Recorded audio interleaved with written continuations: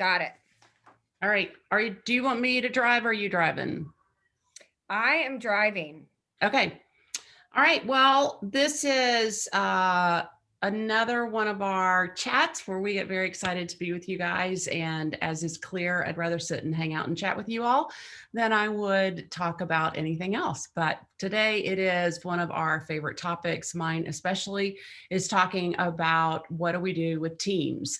And when I started working with Darcy, one of the things that really struck me about strategy that I had never been doing before was to think about the three teams that we need in order to be really effective at meeting optimization, being very strategic about how we're using our time and our people, and then to be able to start rolling into how do we go about using team as a format to get strategy and the operational and the executive work done as an organization. What we're doing is this is the second of three that we're talking about on team. And then on March 18th, we'll be back together again. And I'm actually going to go through our high performance team model with Darcy and talking about how that's integrated into strategy. And so if you're new to us, I'm Cindy. Darcy does strategy, I do people, and you'll see most of our team on here. We've got Nancy, who runs all things business, Jane, who does marketing, and Mandy, who does branding and design. And then Riley is with us. We need to put Riley on there. And Riley has begun doing all of our social media and trying to reach out to people and incorporate how do we reach people. So guidelines for today. You can type in any chat question. Darcy's going to be doing more talking today. And as I've said before, I am terrible about looking at the chat and talking at the same time. I'm not good at I can't even walk and chew gum without falling down. And that is a true story. And so type them in. We'll both be checking today because she's going to be doing a lot of the talking about the three different teams. And we are here to make this chat. We intentionally did not call it a webinar because we want to have conversation and interrupt. You do not need to raise your hand. You don't need to do anything. Just butt right in, and we love that. So introduce yourself in chat. One of the things about the people that we get to be a part of is that they're all amazing. We know most of you on here, and it's a great way to meet people, make connections, exchange information, connect outside of here because these are amazing people. And so we're glad you're here. A little bit about Darcy and me. Darcy has done strategy for years. She's got an MBA from Harvard and done, gosh, like it says on here, 275 strategic plans. I think it's well more than 300 at this point. And I have done hiring and people development for years and years. And so what we are trying to do, Harvard says that strategic implementation is only what, Darcy, like 12%, 15% accurate? What is your number? Yeah. Yeah. Yeah. For strategic goals, hitting them is a high failure rate because we get stuck in meetings, we get stuck in implementation for sure. Yeah. So what we're trying to do is combine what we do because it's the people that implement it. And so how do we really enjoy that feeling when you were on the best team ever and you knew how to win because you knew one another and you knew exactly how to work together. And so that's really our goal. And we're trying to make sure that we fuel strategy by building powerful culture, powerful teams that have high performance levels of trust.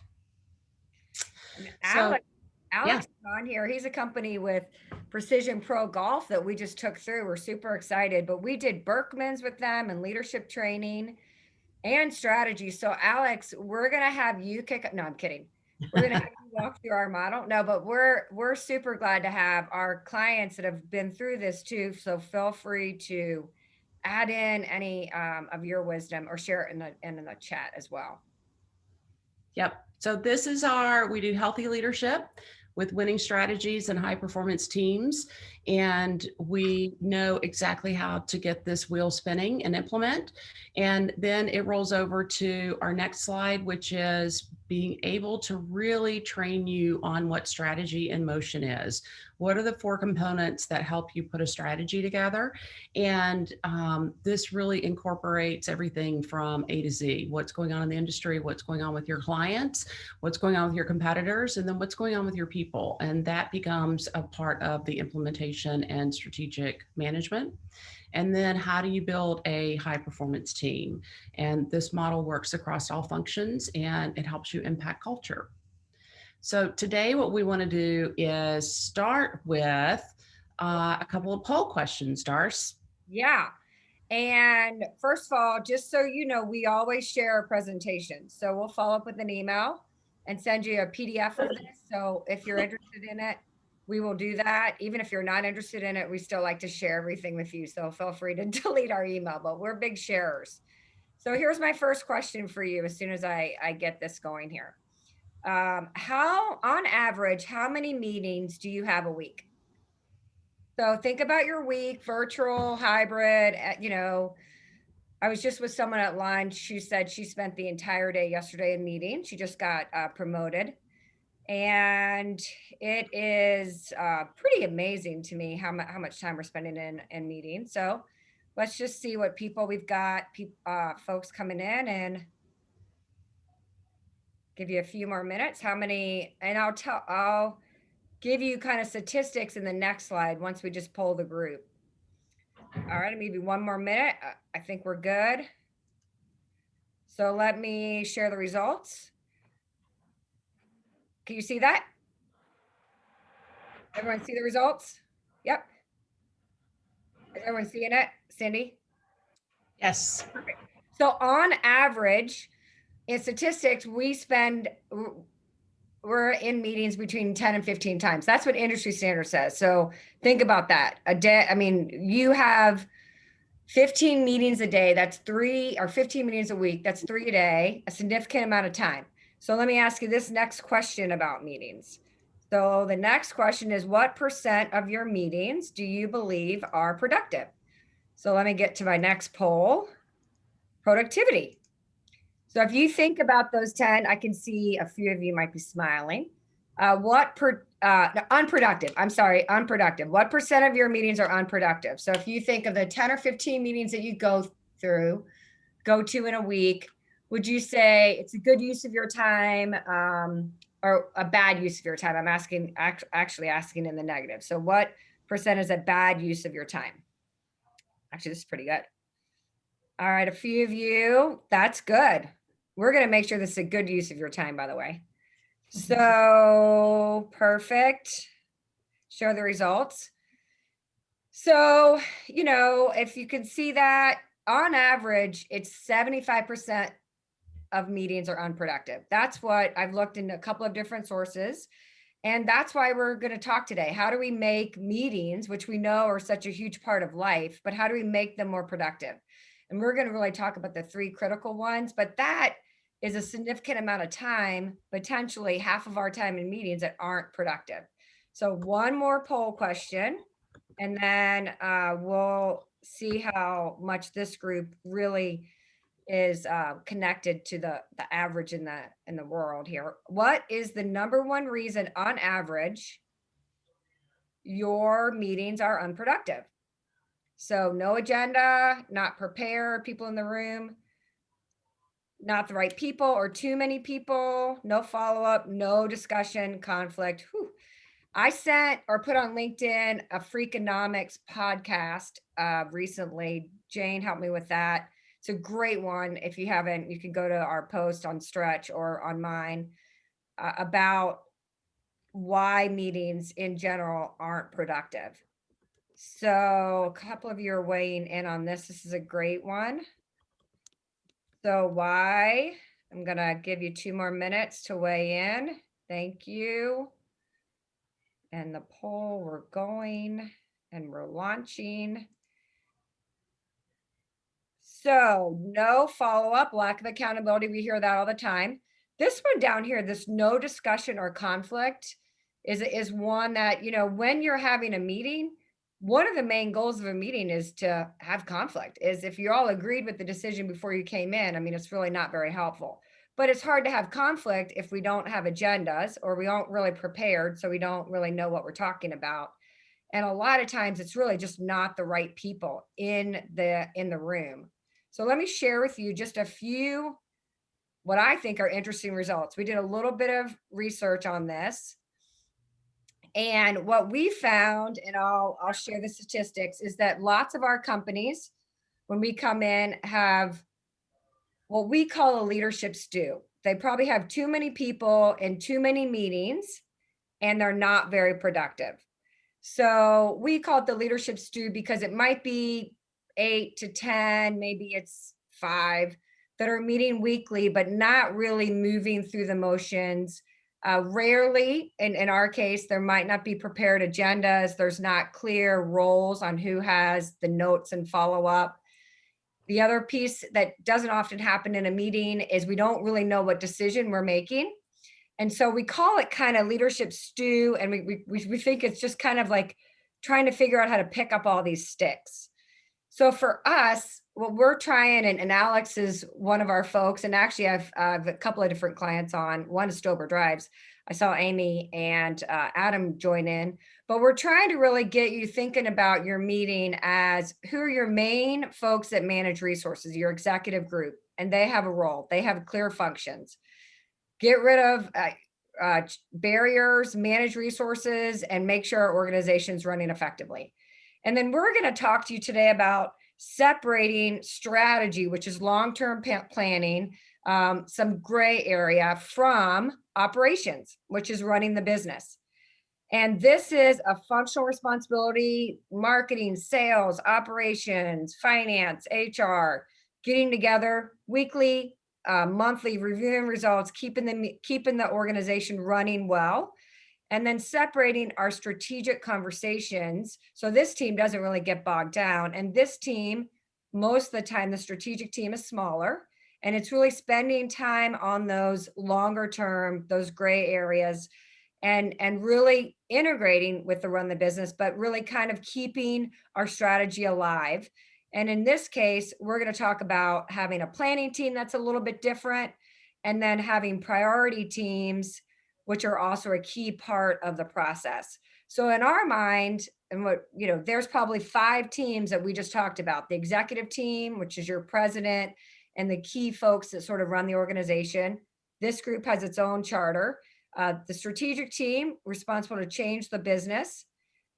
And that team will have strategic priority teams. And again, I know Alex, Adam, Amy, you guys do that really well. Other folks on the call might understand how the strategic priority teams are important. Those are initiatives that we get a cross-functional team to move forward on those. The planning team is the group that we get involved and we build or update the plan. And then that's where I really spend my time.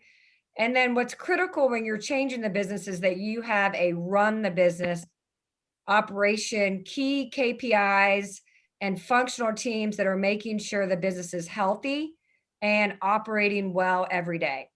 So I'm going to stop here because this is a pretty important slide for us. And I wanted to get some comments from the group on this. Any comments from the group on this? Am I going to have to pick on people? All right, Ray, I know you joined in. You're always good for some comments. What are your thoughts on those teams that I just talked about? Excellent. So you've got the kind of the strategic group who's working on proactive improvement and the future. And you've got the run team who's working on today.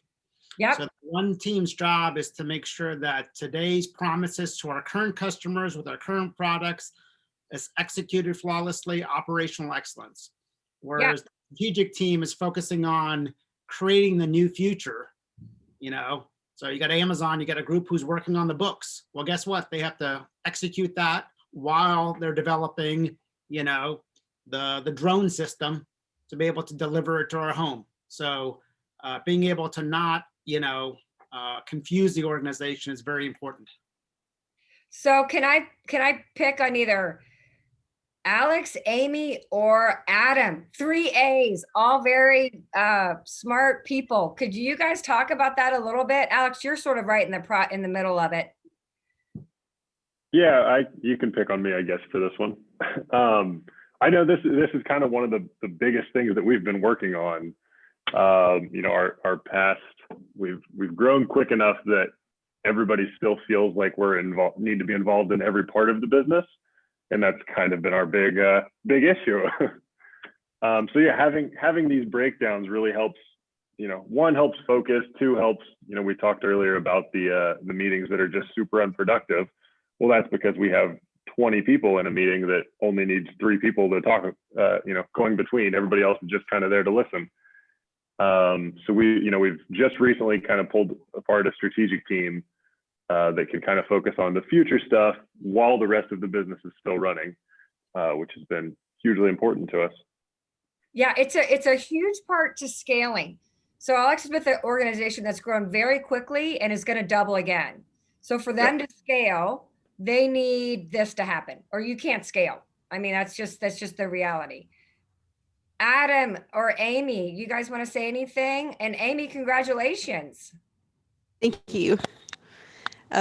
We had an example of this morning. We were in a strategic planning session for our test lab, and there were a lot of people giving input into the meeting, and then kind of the consensus at the end was for a smaller team to go and put together the strategy and identify the initiatives, and then just inform everyone that had given an input instead of, having the same people go back and do more work and then just tying up more and more people.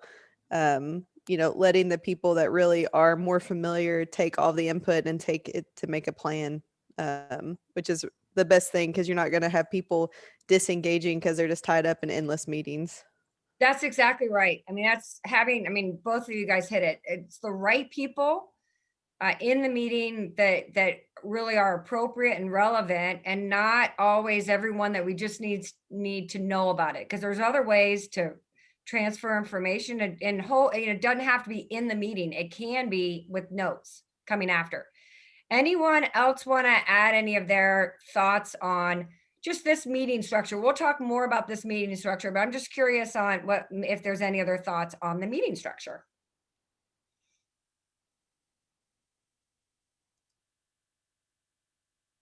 Yeah, Jenny Hirsch just put in chat that, strategic initiatives get bogged down because the same people are usually responsible for the day-to-day also. Mm-hmm. And, Jenny, if you want to speak to that, because I know that's one of the things that I watched you over the years get good at doing, is require people to separate some of those things out. Any thoughts on that you've learned? I don't know. It's tricky because you always wanted everyone informed.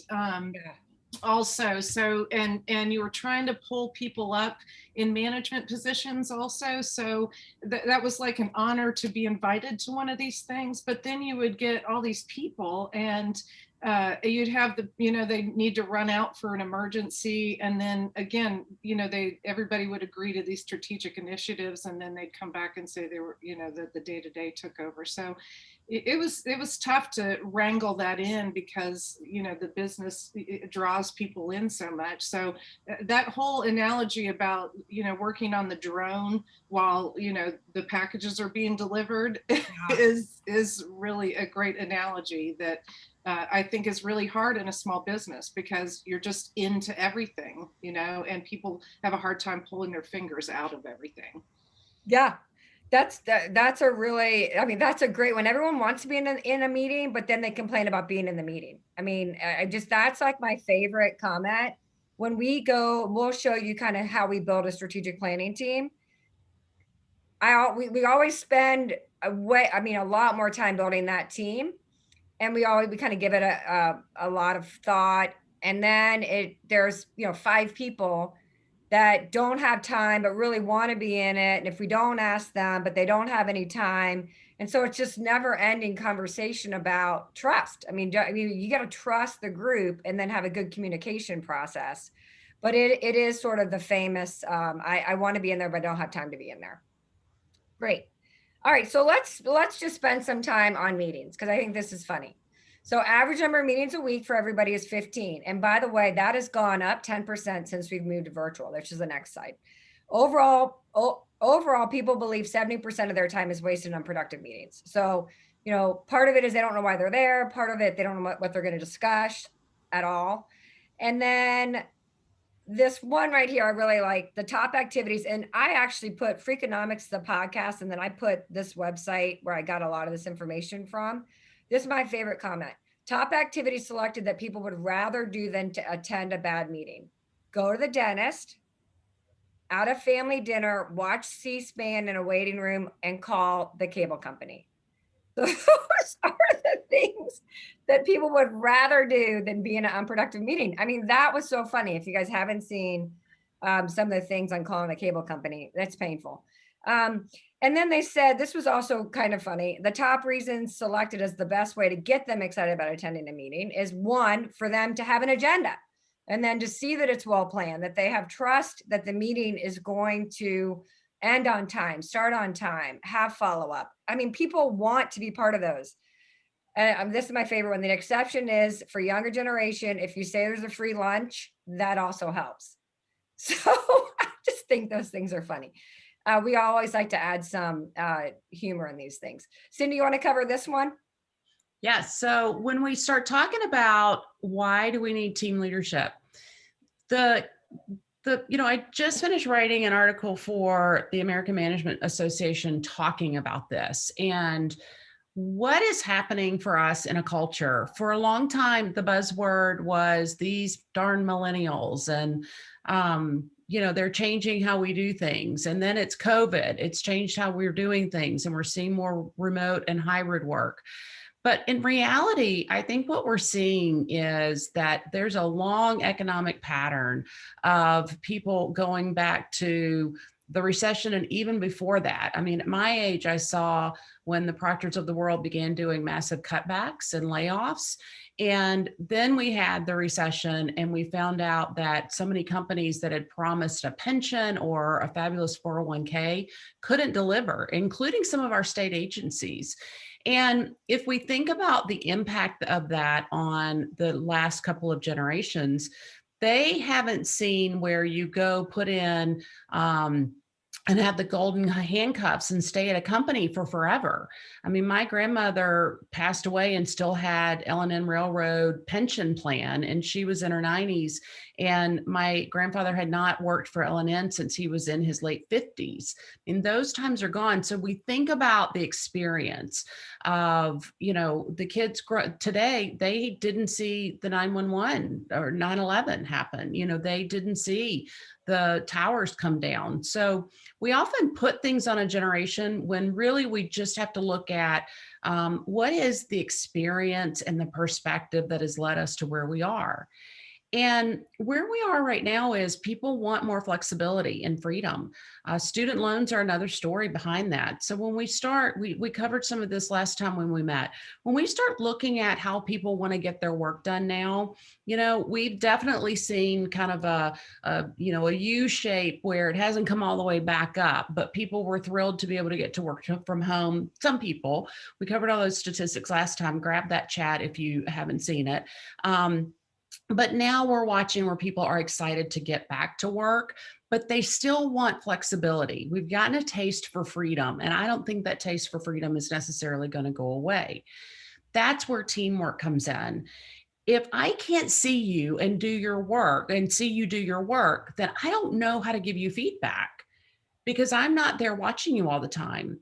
We've gotten in a really ongoing long-term pattern of I as a peer or even seeing somebody in another department, if I see them do something that's not productive behavior, it's not my problem. And so I'm not going to go correct that unless I'm in a position of trust or mentorship, because that looks like I'm meddling.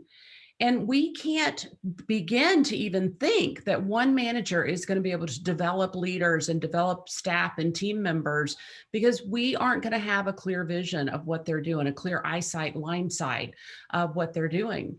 And so we must be able to stop and get people equipped to give peer-to-peer feedback. And how do you do that? Well, high performance team is a huge answer to that. If I know what our common vision is, if I know what you're responsible to do, if I'm dependent on you, for getting your job done so that I can get my job done, then all of a sudden I completely change gears and I go to you and proactively say, hey, this isn't working and I need this. And that's what we do in team is we really begin to look at what's going to activate culture, what's going to empower me to give you peer-to-peer feedback, even downline feedback, because that's almost unheard of. You know, if you're a manager and you speak to somebody else's person without going through them, wow, you can really get in trouble there. So what we want to be able to do is really look at, you know, what are these main meeting problems, get into what Darcy and I really encourage everybody to do is a meeting charter, get into, you know, how do we get people participating? Well, we make them accountable and responsible to something. How do we get them communicating? We teach, these are the guidelines that we're going to use in communicating so that we all are clear on how to start that conversation. We put in systems on the agendas of what the follow-ups are and how we're interdependent with that. And then we really hold people accountable to the time. We look at, hey, this is the time that you've asked for in a meeting situation. Meetings are expensive. I mean, I think we've all done that exercise of sat around and kind of roughly added up how much this meeting's costing per hour per person. Aggregately, they're expensive. And so if we can get into those clear goals, clear agenda, then, you know, we want to run towards conflict. Conflict is powerful. It builds trust. It helps us grow faster, get better. So that for me is the power of why I'm so high on teams right now. I think teams are here to stay. And I think our leadership is going to become one of leading to team behavior so that everybody's accountable to one another, not leading to a manager-employee feedback loop all the time. Yeah, and for us, I think, and David, I'd love for you to share. He just did an HBS webinar on the importance of strategy and purpose in teams. You know, the reality of it is if you have a team, which we all sort of agree, we buy into that, teams need to get together. I mean, that's the whole power of teams. They need to collaborate. So our whole thing, whatever you want to call that, collaboration, working session, meeting, but when you do that, it needs to be planned. It needs to involve prep work most of the time, and it needs to have a high level of communication. It's we're in the middle of a strategic planning process with the client. And as anyone knows that's worked with me, I know Becky's on here too, I'm a big prep work person. Like you do your homework, you have articles to read, you have videos to watch. And if you don't do that, that's fine. But we are going to talk about it. And the reason why we're going to talk about it is the next slide is because information retention happens during discussion. So if we're going to work in teams and collaborate, we've got to talk about information. So I just did a session, and for any of those that have worked with me in the past, I sent them the video, What is Strategy? It was a super exciting video, as only what is strategy can be. Lots of infographics. And out of the 8 people, only 1 person watched it. I was horrified. I was so mad because I made everyone in the icebreaker talk about it. Cindy's laughing. But I stopped the meeting. I said, well, I gave that as prep work because it matters. We're going to watch it right now. I mean, prep work matters and discussion of the information. So many times I feel like we ask people to do things and then we don't do anything with it. How devaluing is that? That's the worst thing. If I give you an article or video and then I never mention it again, I mean, that is even worse.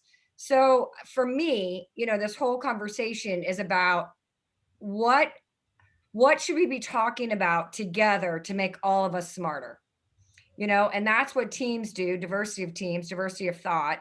And that's what meetings should be. You know, I was even thinking we should call them working sessions. We should call them collaborations. We should call them, if they're just a check-in, they're a check-in. Like, what is it? And I think Cindy and I are trying to be clear on, is it a working session? Most of ours are. Is it a training? Is it a check-in? Is it information review at a company town hall, you know?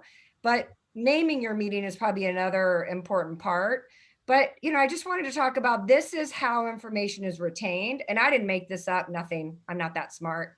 But, you know, you retain more information by talking about it. That's why right now I'm stopping and saying, what do people think about this chart? Because if I don't engage you in the conversation, you're probably doing a million other things and you won't leave thinking about this. So I'm going to ask one. Who agrees with this chart? Riley, what do you think about information retention and discussion groups? I think it's really important. I've participated in several of the information groups that you've all had, and there's always new insight from each person. And they bring sort of a different perspective that's nice to share. And if you don't discuss it, you don't have that sharing. You just have the main facts and information. David, do you want to say anything about, David is in my Vistage group and a super smart guy. And I love having all these smart people on here. David, you want to share any of your wisdom? Yeah, I think, well, I don't know if it's wisdom, but I'll share. I think your chart resonates with, obviously I do a lot of similar work that you and Cindy do. And I would say, Darcy, that the effectiveness of our meetings are to your point, always have a purpose. Why are we in the meeting? What's the problem we're all trying to solve? And why are you the individuals in the room, i.e. either decision makers, doers, or both? And then I think the other part that you're sharing here that I like to tie into discussion groups is practice by doing. And I find that, especially in strategy design, if you make the individuals that are going to be either part and parcel to leading the new strategy or leading in the new strategy, you make that design a much more what I call executable design. So I think, and I think as part of that, you're always teaching others. So I think those 3 bars, to me, the more you can combine into any kind of collaboration, working session, discussion group, whatever, I think is part of the magic. Because today, as you guys, I think Cindy, you talked about it, right? We have millennials and Gen Zers that didn't live the life and the generation that we lived through, watching our parents get fired or, let go of jobs that they thought they would have forever, let alone, things like Vietnam and, the various events around the towers. So they don't have that context. And I think they also just learn differently. And I think the more you can use practice, the better the retention, to your point, but I think also the better you find common ground. Yeah, that's great. Thank you. Yeah, that's perfect. I think, one of for me, a check and balance in a meeting is making sure that you always leave time for discussion, that you've given people information so they're prepared to discuss, and it's clear what decisions you want to make. Cindy shared with me a killer agenda, which we shared at the next time. We're going to take a look at that in a few slides here to just go a little bit deeper in that. Because I will say, for me and Cindy, you could talk on this, Riley, a lot of David, a lot of you folks, Ray, who are in the consulting world, preparation is critical on virtual meetings. It was critical in person, but it is over the top. I'm working so much harder because engagement sucks virtually unless you're prepared. Let's just be real. So meetings are super important. In a virtual world, they have to happen, but it's up to the person leading that meeting to be prepared, to be clear on the right people that are in there. And I'm working my tail off trying to make sure meetings are productive, because you can go into a deep hole pretty quickly virtually. Cindy, Hey, Darcy. Yeah. I was just going to add, and you talked about it, having articles and videos and stuff like that. And I'm, again, very similar to you. I think preparation, part of preparation is making sure, one, they know the agenda in terms of everybody's participation, but their role in the meeting. But also, I think if you're going to give articles, videos, or both as part of the prep work, I think it's important that, because it allows the audience to know that, one, you're prepping for this important session or discussion topic, whatever it is, but also to your point, and I do think, and I do something very similar, I do think you have to bring that content into that discussion. And because it talks about, in the virtual world, and I was obviously somebody who was traveling all over the world to do these meetings in person. One, the cadence is also very important, to your point, around retention. And I think in today's world, the cadence is probably the magic number we have found is 3 to 4 hours max in terms of their ability, where I would, and what I accomplish in a day meeting, I now do in a 3-day meeting, the way to do it. Yeah, that's perfect. We would agree. Ray, did you want to comment? Yeah, so I think one of the hard things to see is how much do people feel trusted and fearless going into this. So you can do the exact same cadence in two different companies, and one company has a high level of trust and people feel, fearless, where another organization, you can do the same, setup, framework, tools, methodology, but people are really not authentic and capable of speaking their mind. You mentioned conflict. That's critical.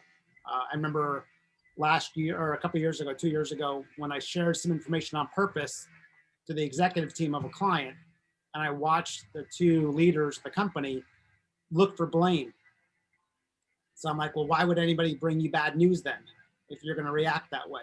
Yeah. So I think we have to really kind of understand how much do people feel trusted and fearless, so that if they are able to make the decision and their voice is really heard and they could actually bring up something that's authentic that they believe, as opposed to, well, I got to be careful how I say it, or is this going to upset somebody?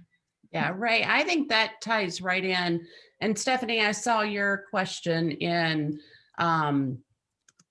the chat about, how do we get people engaged with conflict and how do we move forward? And I think that this slide really helps us think through what is the new definition of leadership.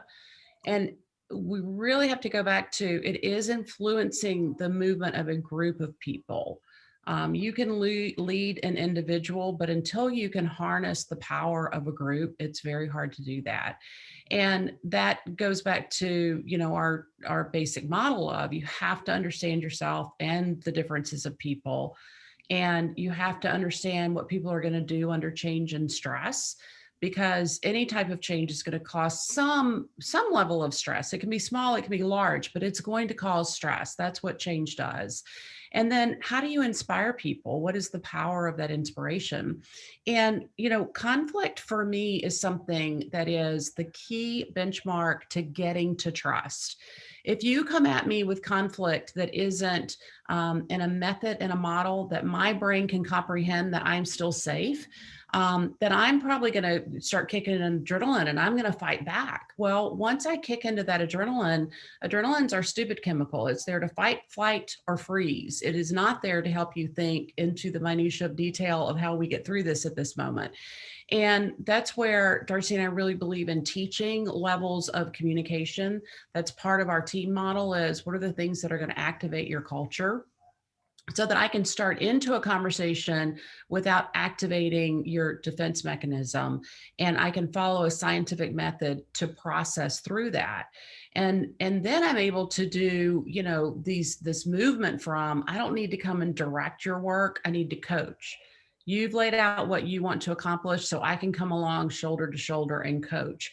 And the amount of time I need to spend directing diminishes greatly. I don't need to use authority and power. I want to use influence and inspiration, because you bought into the work that you've committed to do. I always say, think about your key relationships. Until you've been through some conflict with somebody, you really haven't tested how much you trust them and that they're going to stay or go in that relationship. And so, how are you doing in laying out, hey, here's what accountability is for this project, and here's clarity on the rules of engagement between us. The whip versus the carrot. Who wants to use the whip unless you just have to? And then drafting. I'm fascinated by this whole concept of drafting, and how on a team, you feel it when the team is moving at a pace that you get to ride along sometimes. And then other times you're that lead goose and you get to pull. And if you go, one of these days, I'm just going to do a whole talk on geese because they fascinate me, but there's never a lead goose. Geese don't have one core leader. We're not doing a webinar on geese. I love how geese operate, Darcy. You know me, because and the goose that is in the front then always gets to go draft off others. But the power of it is that they're actually very smart in their bird brains, because of the fact that there's updraft and downdraft. And so if you get into a downdraft and you don't ride it the right way, then you're actually going to get slammed down. And the geese figure out how to do that. They always fly counter to the wind. That's why you'll see geese in one long formation and a short one. This is what team is. It's learning saying, okay, I know about the time that that lead goose is tired and I can fly up there and take a break, or I can move them back a couple. NASCAR is the same way. You know, it's all about reserving gas when you're going around the track. If I can draft, I reserve gas. I might be able to go 2 extra links so I don't have a cockpit pull in, and then I can win the game. So that I just want everybody thinking about a new definition of leadership, that it is about the pull of the team being greater than the sum of the parts. I And love that that. involves learning conflict. I'll teach everybody how to do great conflict. Yeah, and it's one of the reasons why Cindy and I are working together now, because conflict is critical in strategy. It is. You have to have it. If you all agreed, we wouldn't even need a meeting. And you know, clearly you don't all agree because we don't have a strategy. So, you know, and again, a lot of the folks on here know we start, and Cindy's a bomb at it. She's amazing at Berkman, and Riley's actually great at it too. Self-awareness and understanding others. Building that trust at the beginning is foundational to conflict. I won't do any more anymore. I mean, I won't do any more anymore if I don't have that on a team. Alex is our recent, I won't say victim, I'll say client, but he knows how much we spent on that because it's critical. It's go slow to move fast. We say that in this team, in these teams, these meetings, I think sometimes you're expecting a lot more and you don't even know your people. I mean, let's be real. Do you know who's in the room? Do they know each other? Is there any sort of amount of trust? And then have we clarified roles? We've got to spend more time up front on that relationship before we go in. I mean, conflict doesn't happen if I don't trust you. It just doesn't. It's not going to be productive. And let's keep going. I like this one for this whole idea of delegate to elevate and measure. I know Cindy's going to talk about it. One of the things I'll just go in here because I love that Cindy does this with her teams. It made me think about this. Just because I'm a leader of the team does not mean that I have to run every meeting. Doesn't mean that I have to do the agenda. And it certainly doesn't mean that I have to take all the notes. So in our model, I mean, Cindy's model and my belief is if you lead the team, you say, who is my agenda person? Who's going to pull that together? It's not me. Who is going to maybe run that meeting? Who's going to take notes? Those are roles that you rotate. And why would you rotate that? Well, because then you all appreciate, you practice by doing that David said, and now we all appreciate how important those roles are. And, you know, part of a team model and a meeting model is that we don't expect one person to do it because guess what? Nobody wants to be that one person. I mean, it's overwhelming and that one person can't do it all. So we have to rotate that. And I think you elevate people in that process. I think that we've seen it happen so many times when people are given this opportunity to put the agenda together, lead a meeting, even do the notes. I mean, it sounds so small, but let me tell you, I love doing notes. I'm a great note taker. Jane is great at it, but the person who does the notes knows the most about the meeting. So, you know, there's not anything wrong with you taking your own notes because then you engage, you know, I know that it's harder to engage, but notes are critical. Whoever's going to take them, I'd rotate that responsibility too, unless you wanted to hire us and we're willing to do it for $500 an hour. I'm kidding. But notes are critical to the process. Okay, go ahead. You want to talk more about this, Cindy? Definitely. These are just the basics of anything to do with change management. Comes down to, you know, what you define and measure and then celebrate and reward is going to be what people do. There's just no other way about it. Delegate to elevate is just purely let people own what they're doing. When they have ownership and they take pride in what they're doing and they know what it is that they need to deliver, it's powerful because you get to come back and actually, you know, celebrate them and reward the work that they're doing. Darcy, do you know you went to all files? Oh, I went to sorry. I was That's okay. writing. Yeah. And so what we want to be able to do in this regard is be able to back up and allow everybody to be very clear on what it is that they want to get done. And by doing that, we set people up for success. And, I saw Ray wrote a couple things in here that I think are important, that, people take ownership of what they create. And that's where, when we start talking about team, and that's what made us decide we were going to do a week-long learning challenge about this. There's so much more to learn about if you set people up with the right process of doing a meeting. If you really look at the team leader as a role on the team, not just an authoritative leader in that situation, then what you're able to do is take people through change management and define a measure what they're going to do, and then be able to celebrate them. And Ray typed in, that the note taker has to be comfortable with conflict, because they don't, they can't leave out any critical content. And that's where I believe in rotating around, because everybody's got to be comfortable with conflict. And for those of you who say, I am not, it fries me out, I'm like, we can teach you how to handle conflict. I promise you we can. It's critical. Yeah, so that's my, drafting. I would just like to point out, Darcy, that Amy sent me a private message and said that she would take a class on my geese with me. So Amy is class favorite now. I'm trying to think of Amy's gotten soft since she had a baby. Amy, we'll talk later. I'm in marketing. That's it. The analogies would be awesome. There you go. Great. See, Amy gets free consulting, whatever she wants now, Darcy. So, all right. Okay, you want to we've got 15 minutes left and just a few more slides, Cindy. Yep, layering of teams to be successful. This one always surprises people, but on a team, you're going to have multiple roles. Of course, you've got your functional role, and that role is critical to the work that you do back to the organization. But we want to layer on the meeting role. What is it that you're doing in the meeting? Are you the note taker? Are you the parking lot keeper? Are you the agenda keeper? What does that look like?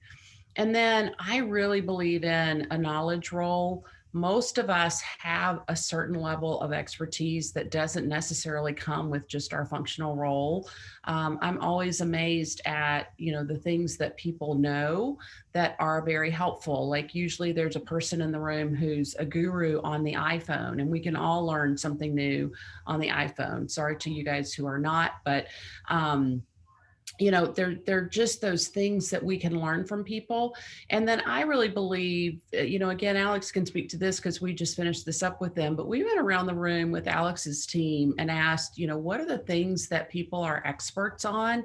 I want to join their team. We had people who are experts on Bitcoin and alcohol and certainly golf. They're in the industry, but there were some really, really cool things that they knew about. Photography was one of them, that they're going to do some cross training on just what are the fun things that people are experts at that have nothing to do with the business, because that creates a sense of partnership and fun. And, I wanted to come learn some of the things that are the knowledge base for people in the room. So, I could be expert on geese now. So, geese poop 4 pounds of poop a day. I can tell y'all all about that because I worked with a company that ran off geese with dogs and remote control boats. So see, I really could keep going. All right, next slide, Darcy. All right, so the last couple slides, and then if we have time for questions, I've mentioned this agenda and we'll send it out again to folks. It's just so critical. I can't tell you how critical. If you're going to have a meeting and you add up the amount of money that it's going to cost you to have those people in the room, the least that you could do is have an agenda. I mean, that's the least that you could do. And I think it's fair to, unless there's agenda, why, push back on the meeting? Well, I don't want to come. What is it? I don't know what it is. So kind of started putting some of those roles on here. Who's the leader? Who's the note taker? Obviously, this would be something that you would send out in advance. What are the goals for this meeting? What's the prep work? People could, if you sent this out in about a week, Cindy, you send this out about a week before a meeting. And again, these are, like for me, the strategy meetings need an agenda. Executive meetings that are weekly probably need at least strategic topics.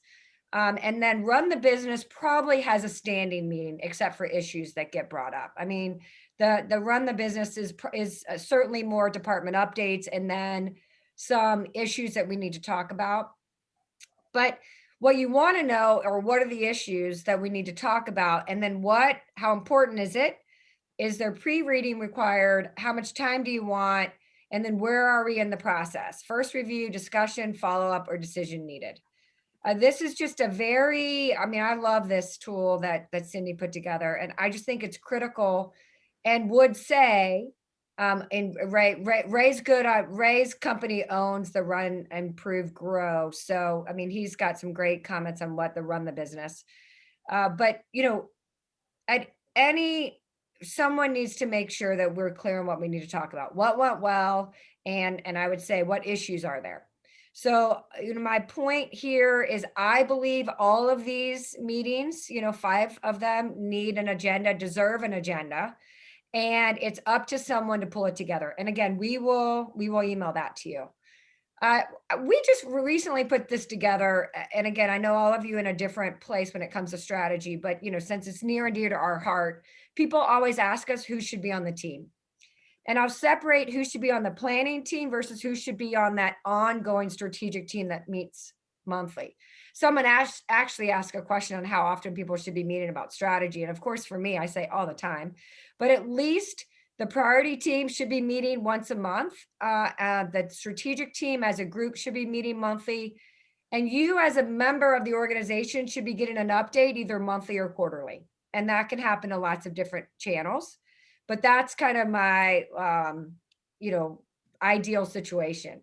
But when I start a planning process, or if you're updating your process, Stober, if you're updating it, don't assume that it's the same people every time. In fact, that's a terrible assumption. You should involve more people in the process. And so we put this together. And again, we're big sharers. But who are the potential people we're talking about? These, for us, are key functions that need to be in there. Went for strategy, president, sales, HR. I mean, this is nothing rocket science. But the other questions are, who are the key leaders? Does this person have capacity? Are they a strategic thinker? This is my favorite. Do they have a positive attitude? This is strategy. Let's not put Eeyores in there. They might have to be in there, but I don't want a group full of Eeyore. And this is my favorite too. We added that is, do they have diversity of thought? The cool part about some of our clients we've worked with recently is they've got some folks in Precision Pro that have only been there a couple of months, a couple of weeks. Awesome. I mean, they have just a different thinking. I love French thinkers. So we've been putting this in more purposeful conversation. Now, what this does say is a strategic planning team has a charter. It has a set of time, like call it 3-4 months. And then it moves into the strategic team, and you may or may not stay on as the team member, as a strategic team member. You may move to a priority owner or part of a priority team, and you may not be on the strategic team because it may not be the best use of your time as we've implemented, or as we start implementing the strategy. You might go back to run the business. So this is just some thoughts around who should be in the room when you update your strategy or develop it the first time. Then this, again, we will share this, but this is where I love this. And in fact, sort of require most of my clients to do it. What is your meeting calendar? What is your meeting frequency? And we've obviously focused on the meetings we think are the most important, but who owns them? Who should be in there? How frequently are they meeting? How long should that meeting be? By the way, if the meeting doesn't need to be an hour, do you need to sit there an hour? I did hear this funny thing on Freakonomics that it wasn't an hour, so they brought in a magician. No, you end the meeting if it's done. You don't have to stay on there an hour. Where is it going to be? What are the objectives, and what information do we need to have to run that meeting? So what I would say is, I don't know what role everyone plays, but this is something that you can ask your leaders for, or you can start pulling together. I mean, this is just what we're talking about, getting more purposeful, love it, purposeful about where people are spending their time, and giving folks some expectations on that work. Any comments on this? Hey, David? Yeah, Darcy, just two little comments. One is in terms of who to bring into the meeting. One thing that we have found that cuts across some of your categories of who should be in there is what some companies in the Fortune 1000 will call the high potentials. Yeah, But anybody that you're recognizing as somebody who has obviously potential for the future of the company is someone to consider. So you're not always using the same people, to your earlier point. But I think the other thing that probably fits in your diverse thinking person is we also like to bring in the person that has a tendency to be sort of the anti-status quo. yeah. Oh, good one. Mhm. Right. And that always, sometimes you bring them in because it's a change management exercise. Sometimes we bring them in because they truly try to fight everything that isn't status quo. So that's just a food for thought. That's awesome. We think it's a great opportunity for potential high potentials. Great. Yep. All right. I think this is the last slide. Cindy, you want to capture this? Yes, we talked about this last time, and this is the heartbeat of making sure that a team works. And being able to really make sure that you've called out values, people understand the vision, single point of contact leadership for a team, everybody's got clear roles. The culture activators are what Darcy and I call those communication models. They're all just tried and true, no triangles, always lead with data, those things that we know make the culture happen and build trust with people. What are the supporting systems? And then this is the model for, how do I sit and be on a high performance team? And my cheater method of how I define the success of that is, am I telling people about this great team and this great organization that I'm a part of? I want people to be carrying the message to the generations behind us that work is fabulous and that work is an honor and a privilege.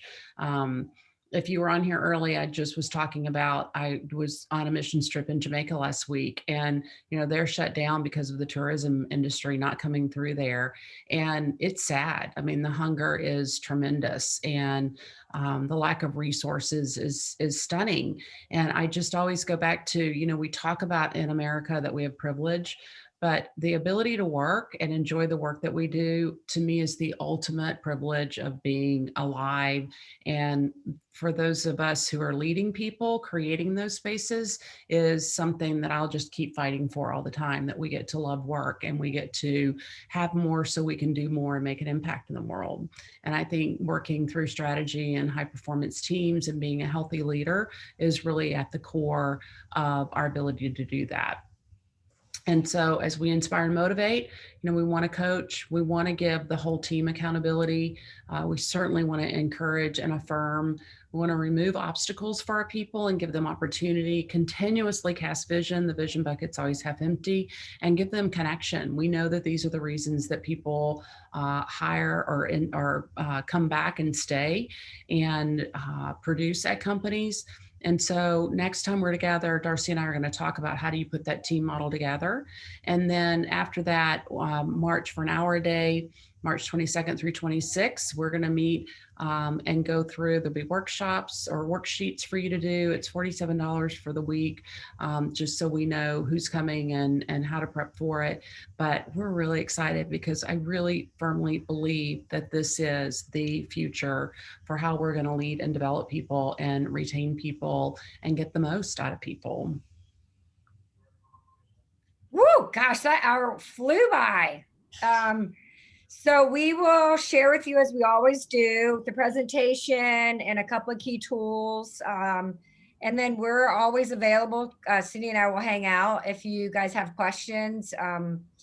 If you don't, you can feel free to hang up or leave, as they say on Zoom. I love that. I wish there wasn't leave. Like, could it be sign off or head out? I mean, leave sounds so negative. I just, say goodbye. But that we appreciate all that you spent your time with us, and we're more than happy to follow up with you or hang out here for a few minutes and answer any questions. Thanks, guys.